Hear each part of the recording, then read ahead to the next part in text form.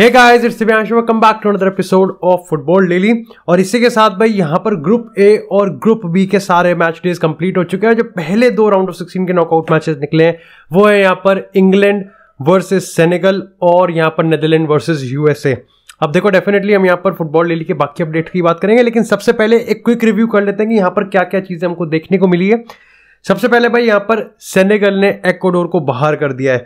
देखो, with all due respect, I think भाई Ecuador आगे जाना भी डिजर्व करती थी और कहीं ना कहीं इस मैच की अगर हम रेफरेंस की बात करें तो बाहर जाना भी डिजर्व करती थी। सेनेगल ने परफॉर्मेंस पुट की है और रिसेंटली भाई देखो अच्छा भी लगता है जब अफ्रीकन टीम्स की बात करें, एशियन टीम्स की बात करें, यूरोपियन टीम्स की बात करें, तो नॉकआउट सीरीज में एक अलग क्रेज आता है कि जब काफी सारे जब ये अलग अलग कॉन्टिनेंट से टीम रिप्रेजेंट करती हैं। अब कहने कि इस टीम के अगर इस पर्टिकुलर मैच की बात करें तो जो एक्वाडोर अब तक हाईलाइट बनाती हुई आ रही थी, जो एक्वाडोर एक्चुअली में अभी तक हमारे जुबान पे थी, वो इस मैच में मेरे को देखने को नहीं मिली।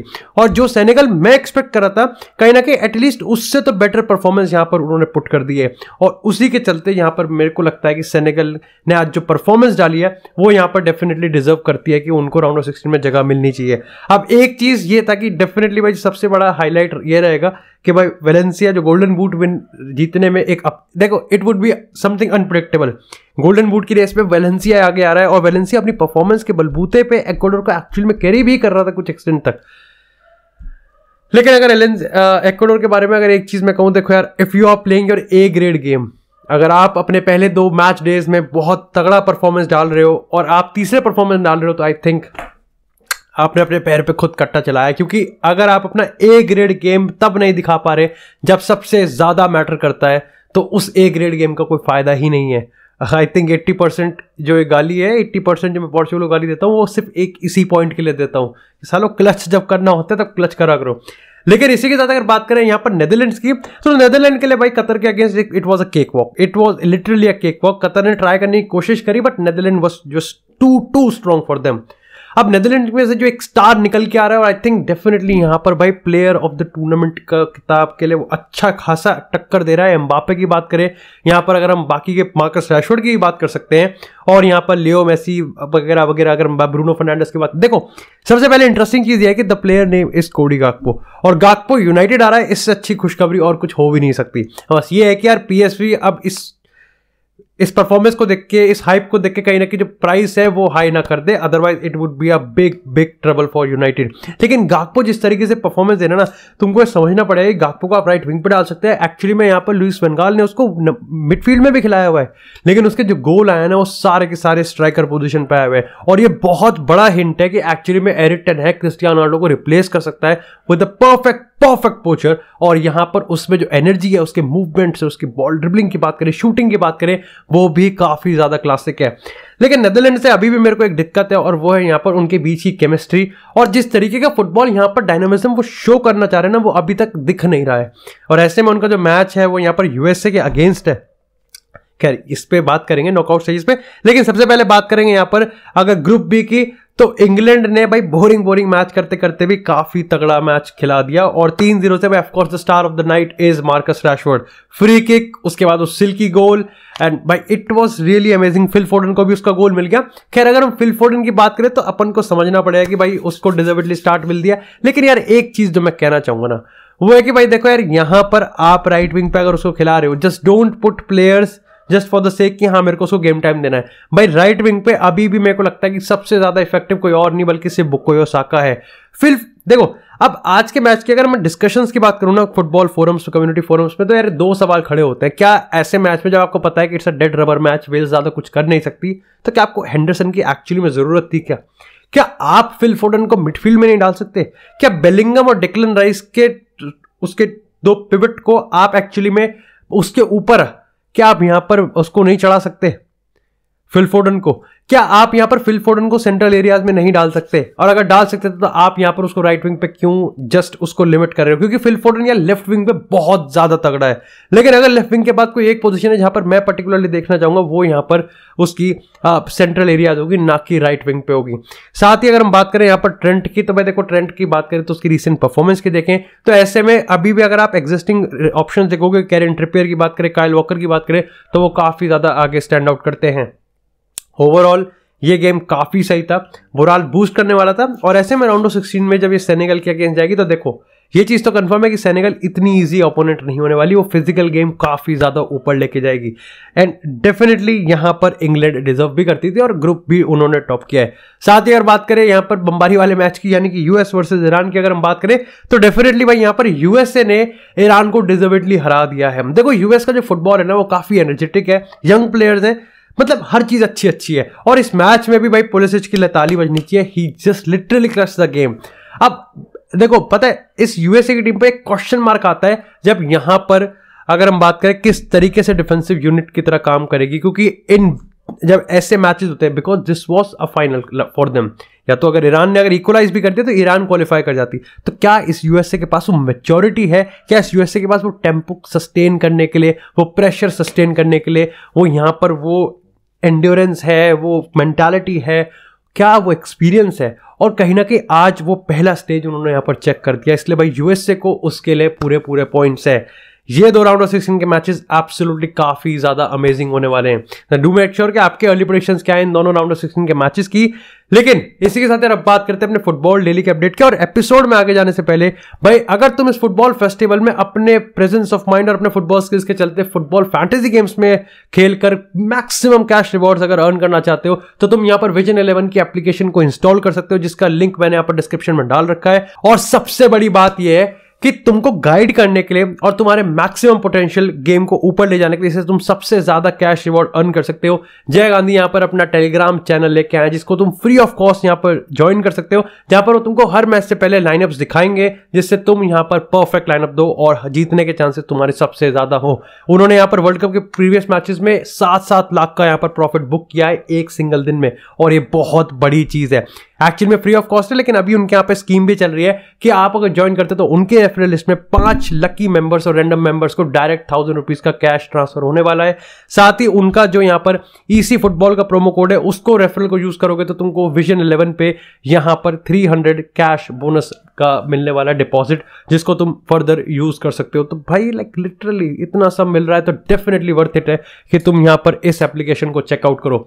लेकिन इसी के साथ बात करते हैं अपनी पहली अपडेट की, और वो आती है यहां पर क्रिस्टियानो रोनाल्डो को लेके। भाई रोनाल्डो को लेके देखो ट्रांसफर्स की अगर हम बात करें इस समय हमको पता है कि मामला गर्म है सऊदी की तरफ से, लेकिन मैंने एक बहुत ही अटपटी खबर सुनी है कि क्या बार्सिलोना भी रोनाल्डो को साइन करने की रेस में है। देखो सबसे पहले अगर मैं तुमको रिसेंटली अपडेट बताऊं तो देखो बायर्न के सीईओ ने इस चीज को कंफर्म मना कर दिया है कि क्रिस्टियानो रोनाल्डो को सब पसंद करते हैं और वो अगर चाहते तो वो साइन कर लेते, लेकिन एक्चुअली में बायर्न की इस समय की अगर स्ट्रैटेजी की बात करें वो क्रिस्टियानो को साइन करने के फेवर में नहीं है। ऐसे में हम ये चीज तो कह सकते हैं कि हाँ अगर यार एक क्लब इतना मना कर रहा है ना और वो भी अगर बायर्न है तो हमको लास्ट मिनट में कोई ऐसा धप्पा नहीं देखने को मिलेगा। और डेफिनेटली बायर्न क्रिस्टियानो रोनाल्डो को साइन करने की रेस से तो बाहर है। मैं इसको बार बार कहता हुआ आ रहा हूं यार, वो जिस तरीके से हैरी केन को लेकर पीछे पड़े हुए हैं ना, वो पक्का हैरी केन को साइन करने के लिए ट्राई मारेंगे। लेकिन जो सबसे अटपटी खबर है ना बार्सिलोना को साइन करने, और देखो आप स्पेनिश अगर न्यूज की बात करें एल नेशनल की, तो उन्होंने ये चीज कहा है कि बार्सिलोना यहां पर क्रिस्टियानो साइन करने के इंटरेस्टेड है। उसके पीछे के जो रीजन है वो इतने बेवकूफ और रत्ती हैं, मतलब वो पता है प्रोज को है ही नहीं भाई। वो देखो पहला मैं तुमको रीजन बताता हूं, उन्होंने क्या बताया why it could happen, and उन्होंने ये भी लिखा कि why it is actually happening. पहला रीजन जॉर्ज मेंडेस और लेपोर्ता में अच्छे रिलेशन है, जी ठीक है। दूसरा रिलेशन कुछ नहीं है। तीसरा रिलेशन है कि क्रिस्टियानो रोनाल्डो फ्री एजेंट है। अरे मेरे भाई, और कौन की अब बात कर लेते हैं। इसमें यह नहीं बताया गया कि लेवेंडोव्स्की ऑलरेडी वो सींग चना बेचेगा है, वो डॉली की चाय पे बैठ के चाय पिएगा, नहीं वो क्या करेगा, वो वहां क्या करेगा है, आलिया भट्ट और रणवीर कपूर के ब्रह्मास्त्र देखा क्या करेगा वो वहां पर बैठ के, अगर वहां पर क्रिस्टियानो रोनाल्डो को लेके आने वाले।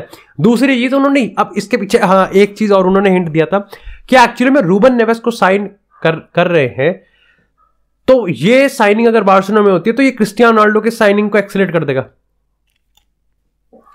अबे लहन के बड़ो, मेरे को ये समझ में नहीं आता है स्पेनिश आउटलेट ना इतने मस्त होते हैं कभी कभार कि चलो ठीक है वो अपने को भी व्यूज देते हैं तो वो अलग बात है लेकिन एक्चुअली में यही अपने आप में एक सबसे बड़ा काउंटर है भाई। अगर वो रूबन नेवेस को साइन कर रहे हैं तो इसका मतलब है कि वो जॉर्ज मेंडेस लेपोर्ता को साथ रूबन नेवेस के लिए मीटिंग कर रहा है, ना ही क्रिस्टियानो रोनाल्डो के। और रोनाल्डो ने एक्चुअली में इनडायरेक्टली अपने इंटरव्यू में कहा भी था कि अच्छा बता मतलब मैं किसी के साथ भी लिंक हो रहा हूं, ये चीज नहीं होने वाली, इस चीज पे भरोसा मत करना। मैंने आज इस पे वीडियो बना के इस पे व्यूज, मेरा मतलब कि अपना ओपिनियन दे दिया है, आगे इस पे बात नहीं करेंगे।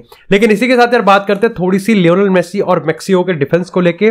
मतलब यहां पर मैक्सियो कैप्टन की बात करें तो उन्होंने लियोनेल मेसी को डिफेंड किया है इस ऑन गोइंग लियोनेल मेसी और कनेलो अल्वारेस की कंट्रोवर्सी में। मैंने इस पे ऑलरेडी शॉर्ट्स बना दी, इसमें मैंने तुमको ब्रीफ में बताया है कि कैसे यहां पर मतलब out of nowhere just for fame और जस्ट फॉर होता ना कि एकदम से आपको लाइक गर्म लोहे पर थोड़ा मारना पड़ता है, आपको इस अपॉर्चुनिटी को ग्रैब करना पड़ता है, और उन्होंने यहाँ पर लियोनेल मेसी को थ्रेट किया है। अब इसके पीछे भाई लाइक मेरे को ऐसा कोई सेलिब्रिटी, कोई इन्फ्लुएंसर, कोई फुटबॉल पर्सनैलिटी नहीं दिखा जिसने एक्चुअली में लियोनेल मेसी को उस चीज़ के लिए ब्लेम किया है, राइटली सो। अगर आप उस पूरी वीडियो को देखोगे तो आपको यहाँ पर पता चलेगा। अब यहां पर अगेन उन्होंने ये चीज कही है जो कि मैंने शॉर्ट्स में कहा था कि अगर हम बात करें फुटबॉल प्लेयर्स की मेंटालिटी की और एक ट्रेडिशन की, तो इतना पसीना होता है कि एक्चुअली में सारी टी शर्ट्स को धुलने के लिए जाना होता है और वो जमीन पे पड़ी रहती हैं। इट इज इंपॉर्टेंट टू, मैंने इस चीज को इसलिए यहां पर कोट किया क्योंकि ये खुद मैक्सिकन टीम के कैप्टन की तरफ से आ रहा है और ये बहुत बड़ी चीज होती है। ये एक्चुअली में काफी सही चीज था कि इस कंट्रोवर्सी पे अब आपको पानी डालना पड़ेगा, इस पे कोई फायदा नहीं है। जब कनेलो अल्वारेस को अपने ही नेशनल टीम के कैप्टन से कोई सपोर्ट नहीं मिला, एंड राइटली सो मिलना भी नहीं चाहिए था, तो इसका कोई मतलब नहीं है। खामखा कहीं रोड वोड पे मिल गया तो पिटपिटा और जाएगा। लेकिन इसी के साथ बात करते हैं अब थोड़ी सी बेंजेमा को लेके। तो भाई बेंजेमा इंजर्ड हुआ, बहुत सैड चीज़ है क्योंकि काफ़ी 6 साल बाद वो भाई अपना वर्ल्ड कप खेल रहा था जब उसको एक्स कर दिया गया था फ्रांस की टीम से। इंजर्ड हुआ, 3 हफ्ते के लिए साइडलाइन किया गया, लेकिन कहीं ना कहीं कंफर्म हो गया था कि भाई ये अब वापस नहीं आ पाएगा वर्ल्ड कप से। लेकिन अब प्रॉब्लम ये थी कि जब वर्ल्ड कप से चला गया वो यहाँ पर वापस आ गया बेंजेमा, तो सबसे बड़ा सवाल था कौन रिप्लेस करेगा बेंजेमा को। और डिडियर डेस्चैम्प्स ने कहा कि नहीं, हमको रिप्लेस करना ही नहीं है। इसका मतलब यह था कि एक्चुअली में Benzema was a part of the France squad, यानी कि फ्रांस अगर हाइपोथेटिकली मान के भी चलें कि वो वर्ल्ड कप जीतने वाले हैं, तो यहां पर बेंजेमा को वो वर्ल्ड कप का मेडल मिलता। मतलब कुल मिला के ईडन हजार्ड वाला हिसाब था कि ईडन हजार्ड को चैंपियंस लीग का मेडल मिल गया ना, तो वो बेंजेमा को मिल जाता। अब यहां पर कंट्रोवर्सी तब हुई जब यह बताया गया कि अगर मेडिकल टेक्निकल टीम की बात करें तो उन्होंने यहां पर बेंजेमा को क्लीन चिट दे दिया कि ठीक है आप एक्चुअली में जा सकते हैं। अब वेदर ही वाज 100% फिट और नॉट, ये अभी भी है। लेकिन रिसेंटली प्रेस कॉन्फ्रेंस में जब डिडियर डेस्चैम्प्स से पूछा जाता है कि भाई आपको क्या लगता है, आप बेंजेमा को लेके आओगे नहीं लेके आओगे, तो उन्होंने ये चीज तो कंफर्म कर दी कि देखो बेंजेमा को हम लेके नहीं आने वाले। और उन्होंने कहा कि देखो 2 प्लेयर कम है, क्योंकि एक आपको याद रखना लुकास हर्नांडेज की भी इंजरी है और बेंजेमा की इंजरी है। उन्होंने कहा कि देखो मेरे पास 24 प्लेयर है और मैं यहां पर बेंजेमा को लेके नहीं आने वाला, और मैं इसके बारे में सोच भी नहीं रहा। मेरे पास ऑलरेडी 24 प्लेयर है एंड आई एम हैप्पी। और आपको मैं बता दूं कि एक्चुअली में बेंजेमा इस समय ऑलरेडी किसी छुट्टी पर निकल चुके हैं और वो यहां पर वर्ल्ड कप में अपनी वापसी नहीं करने वाले। अब इसके पीछे यहां पर काफी कंट्रोवर्सीज और काफी हाइपोथेटिकल स्टोरीज वो बनाई जा रही है, लेकिन अभी तक भाई मेरे को यहां पर कुछ भी ऐसा लाइक काफी सॉलिड यहाँ पर एविडेंस नहीं मिला कि इसके पीछे कोई और कंट्रोवर्सी है, कोई और स्टोरी है। तो डेफिनेटली हम लोग यहाँ पर जो डिडियर डेस्चैम्प्स कह रहा है उसी को सच मान के चलते हैं, और ऐसे में यहाँ पर बेंजेमा वापसी नहीं करेगा। वैसे डू लेट मी नो कि आपको लगता है कि डिडियर डेस्चैम्प्स को इस अपॉर्चुनिटी को तो सीज करना चाहिए कि ठीक है अगर तेरे को बेंजेमा लेके ही नहीं आना तो आप यहाँ पर उसको रिप्लेस क्यों नहीं करते। खैर इसका एक इजी काउंटर इसलिए भी हो सकता है कि जब आपको उसको यूज ही नहीं करना उस रिप्लेसमेंट को, तो आप उसको लेके भी क्या करोगे। खामखा आप एक ऐसे प्लेयर को ले जाओगे जिसकी प्रॉब्लम हो जाएगी, मतलब जो प्रॉब्लम क्रिएट करेगा कि मेरे को भाई खेलने का टाइम नहीं दिया जा रहा, ये टाइम नहीं दिया जा रहा, या फिर आप किसी और तरीके से सोचते हो। वैसे do let me know in the comment section. अगर आपको एपिसोड पसंद आता है एपिसोड को लाइक करें, चैनल को सब्सक्राइब करें। आपको इस तरह फुटबॉल से एक्सक्लूसिव कंटेंट चैनल में मिलता रहेगा। तब तक के लिए stay tuned, stay safe and I will see you in the next episode.